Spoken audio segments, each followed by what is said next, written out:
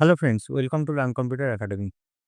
তো গত ভিডিও পর্যন্ত আমরা দেখে নিয়েছিলাম যে ফেচ করে কিভাবে আমরা কার্ড জেনারেট করতে পারি ডাইনামিক্যালি এবং সেটা ব্রাউজারে ডিসপ্লে করাতে পারি।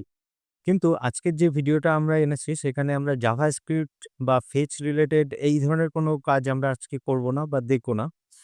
আমি একটা জিনিস আজকে মেনশন করতে চাইছি যে আপনারা যখন ইন্টারমিডিয়েট লেভেলে চলে এসেছেন, তো আমি ধরে নিচ্ছি যে সবাই সিএসএস পারেন। সিএসএস এ আপনারা এক্সপার্ট। কিন্তু অনেকেই এরকম আছেন যে যারা এখনো সিএসএসটা ঠিক মতন আম গুছিয়ে উঠতে পারেননি। কিন্তু মেইন ফোকাস আপনি রেখেছেন ফ্রন্ট এন্ডে।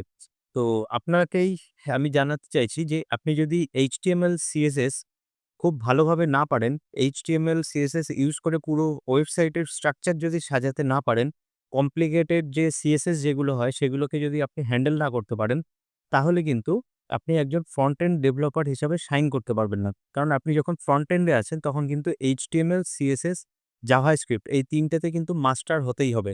যে অনেকে এরকম মিসগাইড করে থাকে যে সামান্য একটু CSS, HTML জানলেই হবে। তারপরে আমরা আ জাভাস্ক্রিপ্টের বেসিক কিছু জিনিস দেখে নেব।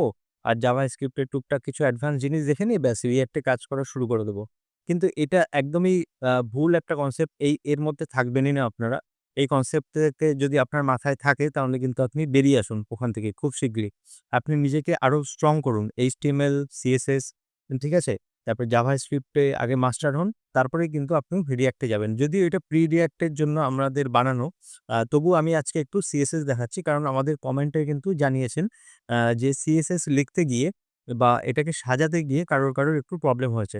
তো আপনাদের হ্যাঁ, যদি মনে হয় যে আপনাদের কোড প্রয়োজন আছে, তাহলে আমি আম এখানে আমি কমেন্ট সেকশনে দিয়ে দেবো আমাদের কোডটা। আপনি ওখান থেকে দেখে এনালাইসিস করে নিতে পারবেন। ওকে? আমি গত যে ভিডিওটা যেটা আমি বানিয়েছিলাম সেখানে আমি সিএসএস লিখেছি কিছু। তো সেই সিএসএসটা আমি জাস্ট একটু ওভারভিউ দিয়ে দিচ্ছি যে এবং সিএসএসটা লেখার জন্য আমরা কি দেখতে পাচ্ছি। তো দেখুন আমি সিএসএস যেটা লিখেছি যার জন্য আমাদের যে কার্ডগুলো আমরা জেনারেট করেছিলাম, তো দেখে মনে হচ্ছিল অনেক বোরিং একটা কিছু। কিন্তু এখন খেয়াল করে দেখুন যে এটা অনেক বেশি ইন্টারেস্টিং লাগছে। তো আমি এই সিএসএসটাকে যদি একটু কমেন্ট আউট করি, তাহলে আমাদের বেসিক্যালি যেমন স্ট্রাকচার যেমন HTML এ পড়ে থাকে তেমনই। তো এটাকেই কিন্তু আমাদেরকে সাজাতে হতো, তাই না? তো এই জিনিসটাকেই আমাদের সিএসএস এর মাধ্যমে সুন্দর করে দেখাতে হতো। তো as a front end developer বা ডিজাইনার আমাদের কিন্তু এই কাজটা কিন্তু করতে হবে। তো আমি এখানে ৪ টে করে কার্ড দেখিয়েছি। এরপরে রেসপন্সিভ এ আমরা যতগুলো করে দেখাতে চাই বিভিন্ন স্ক্রিন সাইজ অনুযায়ী সেভাবে আমরা কিন্তু করে নিতে পারবো। তো বেসিক যে স্ট্রাকচার আপনাদের একটা হিন্ট দেওয়ার জন্য যে আপনি কিভাবে সাজাতে পারবেন এটাকে। তো আমরা ডেটা এনেছিলাম। তো এটা সবার জন্য নয়। যাদের সিএসএস এ একটু ভয় আছে, সিএসএস অতটা বেশি এখনো রপ্ত করে উঠতে পারেননি। শুধুমাত্র তাদের জন্য কিন্তু এটা। আপনি যদি সিএসএস এ স্ট্রং হন তাহলে এই ভিডিওটা আপনি না দেখলেও চলবে। তো আচ্ছা, এবার হ্যাঁ, এই বিষয়টা দেখুন যে আমি সবার ১ম এ যে এখানে আমাদের কি ছিল? আ একটা কার্ড আইটেম ছিল। আচ্ছা, সেই কার্ড আইটেমটা আমরা কিসের মধ্যে পুশ করেছিলাম? এই কার্ডস এর মধ্যে, তাই না? তো আমি কার্ডস এর একটা এরকম সিম্পল স্টাইল করে রেখেছি। তো গ্রিড এর মাধ্যমে আমি এটাকে দেখাতে চাইছি। ১ম এ আমি উইডথ একটা সেট করেছি যে মিনিমাম 1200 পিক্সেল, তার নিচে আসলে কিন্তু 100% হয়ে যাবে। তারপরে মার্জিন রাইট লেফট এ, তো সেজন্য আমি লজিক্যাল যে প্রপার্টি আছে মার্জিন ইনলাইন অটো সেট করেছি। তারপর প্যাডিং ইনলাইন 30 পিক্সেল যাতে রাইট লেফট এ প্যাডিং পাই আমি। তারপর display grid template column repeat 4। তো আমি ৪ টা করে কার্ড দেখতে চাইছি। সেজন্য আমি এখানে এটা লিখেছি রিপিট 4 1 ফ্র্যাকশন মানে ইকুয়াল উইথ এর যাতে হয় প্রত্যেকটা। ঠিক আছে? আমি যদি ওখানে এখন 3 করে দিই তাহলে কিন্তু আমাকে এখানে ৩ টে করেই দেখাবে কার্ড। তো অনেক সহজেই কিন্তু আমরা গ্রিড ইউজ করে এরকম সাজিয়ে ফেলতে পারি। তো আমি ৪ টে করেই চাইছি, সেজন্য আমি 4 এখানে লিখে রেখেছি। আর প্রত্যেকটার মাঝখানে 30 পিক্সেল করে গ্যাপ আছে। এইগুলোর মাঝখানে প্রত্যেকটা কার্ডের মাঝখানে দেখছেন 30 পিক্সেল করে গ্যাপ আছে। তারপরে কার্ডের প্রত্যেকটা প্রত্যেকটা কার্ড আইটেম মানে কিন্তু এই একেকটা এলআই।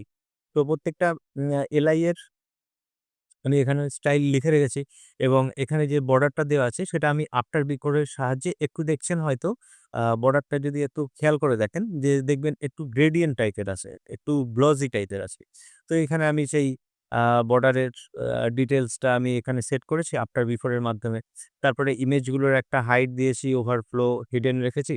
এবং ইমেজগুলোকে অনেক সময় আপনার কিন্তু এই প্রজেক্টটা যদি আপনি করেন দেখবেন যে ইমেজের হাইট কিন্তু কম বেশি আছে। তো সেক্ষেত্রে কোনো কার্ড একটু বেশি লম্বা হয়ে যায়, কোনো কার্ড একটু ছোট হয়ে যায়। তো সেইজন্য আমি কি করেছি একটা নির্দিষ্ট হাইট রেখে দিয়েছি, ওভারফ্লো হিডেন করেছি। আর প্রত্যেকটা কার্ডের মধ্যে নিশ্চয়ই আপনার মনে আছে যে আ প্রত্যেকটা ইমেজের মধ্যে কার্ডের ইমেজের মধ্যে আমি ইমেজ ফ্লুইড লিখে রেখেছিলাম। আর সেই ইমেজ ফ্লুইডের আমি কিন্তু দিয়ে রেখেছি যে উইথ 100% হাইট 100% অবজেক্টিভ কভার। যার জন্য প্রত্যেকটা ইমেজ কিন্তু এখন ইকুয়ালি দেখাচ্ছে। ঠিক আছে? ইকুয়ালি হাইটের এখানে কিন্তু এসছে। তো এইগুলোই জাস্ট বেসিক্যালি এখানে করা ছিল। আমি খুব একটা বেশি চেঞ্জ করিনি। বাটনের স্টাইল আছে। বাকি সব সিম্পল জিনিস আছে।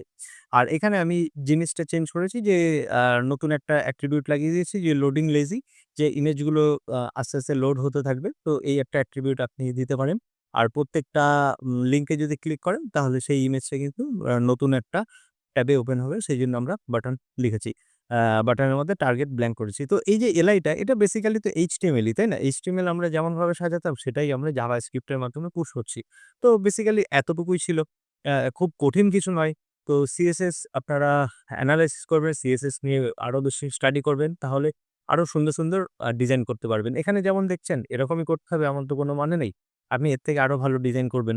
ওকে? তারপরে যদি কোনো সমস্যা থাকে আমাদের কমেন্ট সেকশন দেখবেন। কমেন্ট সেকশনে আমি এই কোডটা দিয়ে রাখবো। আর যদি তার সত্ত্বেও যদি আরো অসুবিধা হয় আমাদের কমেন্টে জানাবেন। আমরা CSS নিয়ে আরো ভিডিও তৈরি করতে পারি। তো এই ভিডিওটা এতটুকুই ছিল। আমাদের পরবর্তী ভিডিওতে আমরা আরো ইন ডেপথ ডিসকাস করব প্যাকেজ রিলেটেড। তারপরে আপনাদের এখনো জানি যে অনেকেরই একটু কনফিউশন আছে যে কিভাবে কি এখানে ডেটা ইনজেক্ট হচ্ছে বা কিছু। তো সেই সমস্ত নিয়ে আলোচনা হবে পরবর্তী ভিডিওতে। লক্ষ্য রাখুন। আজকের ভিডিও এতটুকু। টাটা।